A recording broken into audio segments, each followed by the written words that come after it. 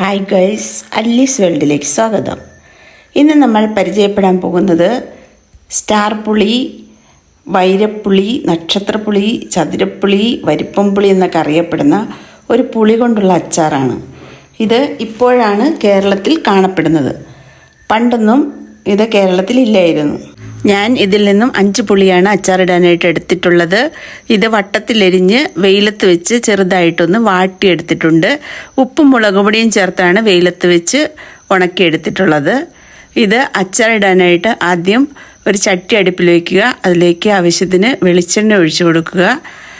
ഈ പുളി വളരെ ഉപകാരപ്രദമായ ഒന്നാണ്. BP കുറയ്ക്കാനൊക്കെ ഇത് സഹായിക്കും. വൈറ്റമിൻ C ധാരാളമായിട്ട് ഇതിൽ അടങ്ങിയിട്ടുണ്ട്. പൊട്ടാസ്യം, മഗ്നീഷ്യം എന്ന പോഷക മൂലകങ്ങളുടെ കലവറ കൂടിയാണ് ഈ പുളി.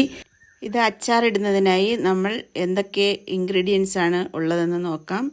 ആദ്യം ഇഞ്ചിയും പച്ചമുളക്, വെളുത്തുള്ളി ഇവ ചതച്ചതാണ് ഒരു ബൗളിലിരിക്കുന്നത്. പിന്നെ ചുവന്ന മുളക് ചതച്ച് വെച്ചിട്ടുണ്ട്. കുറച്ച് വെളിച്ചെണ്ണ, ഉണങ്ങിയ പുളി, കായപ്പൊടി എന്നിവയാണ് നമ്മൾ എടുത്തു വെച്ചിട്ടുള്ളത്. പിന്നെ അല്പം മുളക് പൊടി, ഉലുവപ്പൊടി, കടുക്, ഇത്രയും സാധനങ്ങളാണ് നമുക്ക് ആവശ്യമായിട്ടുള്ളത്. ഇതിൽ ഈ ഉണങ്ങിയ പുളി കുറച്ച് ഉണക്ക് കൂടിപ്പോയിട്ടുണ്ട്. ഇത്രയും ഉണക്കിയില്ലെങ്കിലും കുഴപ്പമില്ല. പിന്നെ ഇഞ്ചി പച്ചമുളകെല്ലാം ഞാൻ ഒരുമിച്ച് ചതച്ച് വെച്ചിരിക്കുകയാണ്.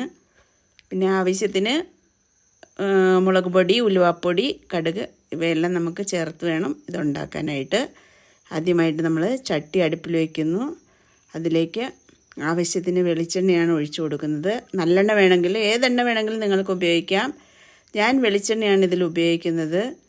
വെളിച്ചെണ്ണ ചേർത്ത് അച്ചാറുണ്ടാക്കുമ്പോൾ അധിക നാൾ ഇരിക്കില്ലാത്തതുകൊണ്ട് ഞാൻ കുറച്ചാണ് ഉണ്ടാക്കുന്നത്. ആവശ്യത്തിന് വെളിച്ചെണ്ണ ചേർത്ത് കൊടുക്കുക. എണ്ണ ചൂടായി വരുമ്പോൾ അതിലേക്ക് കടുകിട്ട് കൊടുക്കുക. ആദ്യം പച്ച നിറത്തിലും പിന്നെ മഞ്ഞ നിറത്തിലുമാണ് ഇത് കാണപ്പെടുന്നത്. വസ്ത്രത്തിലെ കറ കളയാനും ഇത് ഉപയോഗിക്കാറുണ്ട്. കടുക് പൊട്ടി വരുമ്പോൾ നമ്മൾ ആദ്യം ചേർക്കേണ്ടത് ഇഞ്ചി, പച്ചമുളക്, വെളുത്തുള്ളി എന്നിവ ചേർത്ത് ചതച്ച് വെച്ചിരിക്കുന്നതാണ് ആദ്യം ചേർക്കാനുള്ളത്. ഇത് നിറം മാറി വരുമ്പോഴാണ് പിന്നെ അടുത്ത ചേരുവ ചേർക്കുന്നത്. വൃക്ക സംബന്ധമായ രോഗമുള്ളവർ ഈ പുളി അധികം കഴിക്കാൻ പാടില്ല. പിന്നെ ഇതിന് മുമ്പിട്ട് എൻ്റെ വീഡിയോ എല്ലാം കണ്ട് എല്ലാവരും നല്ല സപ്പോർട്ടാണ് എനിക്ക് തരുന്നത്. കമൻ്റ് എല്ലാം അയക്കാറുണ്ട്. എന്നെ സബ്സ്ക്രൈബ് ചെയ്ത എല്ലാവർക്കും ഞാൻ ഒരിക്കൽ കൂടി നന്ദി പറയുകയാണ്. ഇനിയുള്ള എൻ്റെ വീഡിയോയിലും നിങ്ങൾ സജീവമായി ഉണ്ടാകണമെന്ന് ഞാൻ ഒരിക്കൽ കൂടി അറിയിക്കുകയാണ്. ഇനി ഇതിലേക്ക് നമ്മൾ ആ ചതച്ച് വെച്ചിരിക്കുന്ന മുളകാണ് ചേർത്ത് കൊടുക്കുന്നത്. അതും ആവശ്യത്തിന് ഉപ്പും ചേർത്ത് നല്ലപോലെ വഴറ്റുക. പിന്നെ ആവശ്യത്തിന് മുളക് പൊടി, ഉലുവാപ്പൊടി, കായപ്പൊടി എന്നിവ ചേർക്കുക. തീ ഓഫ് ചെയ്തിട്ട് വേണം നമ്മളിത് ചേർക്കാനായിട്ട്, അല്ലെങ്കിൽ കരിഞ്ഞു പോകും. എൻ്റെ ചാനൽ ആദ്യമായിട്ട് കാണുന്നവരുണ്ടെങ്കിൽ സബ്സ്ക്രൈബ് ചെയ്യാൻ മറക്കരുത്.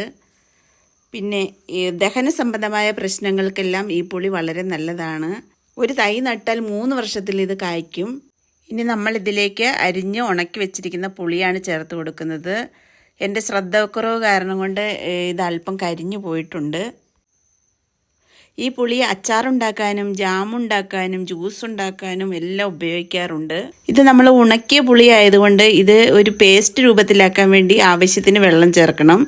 ചെറിയ കുഴമ്പ് രൂപത്തിലായാൽ മതി, അധികം വെള്ളം ചേർക്കേണ്ട ആവശ്യമില്ല. ഇത്രയും മാത്രമേ ഇതിന് നമ്മൾ ചെയ്യേണ്ടതായിട്ടുള്ളൂ. ഇത്ര എളുപ്പത്തിൽ ചെയ്യാൻ പറ്റുന്ന ഒരു അച്ചാർ വേറെയില്ല. ഇതിന് അല്പം മധുരത്തോട് കൂടിയ പുളിപ്പ് രസമുള്ളത് കൊണ്ട് കഴിക്കാൻ നല്ല ടേസ്റ്റാണ്. വളരെ എളുപ്പത്തിൽ നമുക്കിത് പ്രിപ്പയർ ചെയ്തെടുക്കാനും കഴിയും. ഇത് നമ്മൾ ചൂടാറിയപ്പോൾ ഒരു പാത്രത്തിലേക്ക് സെർവ് ചെയ്യുകയാണ്. എൻ്റെ ചാനൽ ഇഷ്ടപ്പെടുകയാണെങ്കിൽ ലൈക്ക് ചെയ്യണം. ഈ പുളി വളരെ സുലഭമായി ലഭിക്കുന്ന സമയത്ത് നമ്മളിത് ഞാൻ ചെയ്തതുപോലെ ഉപ്പും മുളക് പൊടിയും ചേർത്ത് വെയിലത്ത് വെച്ച് ഉണക്കി കുപ്പിയിലടച്ച് സൂക്ഷിക്കുകയാണെങ്കിൽ നമുക്ക് എപ്പോൾ ആവശ്യമുണ്ടോ അപ്പോൾ കുറച്ചെടുത്ത് അച്ചാറാക്കാവുന്നതാണ്. നിങ്ങൾ ആവശ്യപ്പെടുന്ന മുറയ്ക്ക് അടുത്ത ഒരു നല്ല വീഡിയോയുമായി വീണ്ടും കാണുന്നത് വരെ താങ്ക്സ് ഫോർ വാച്ചിങ്.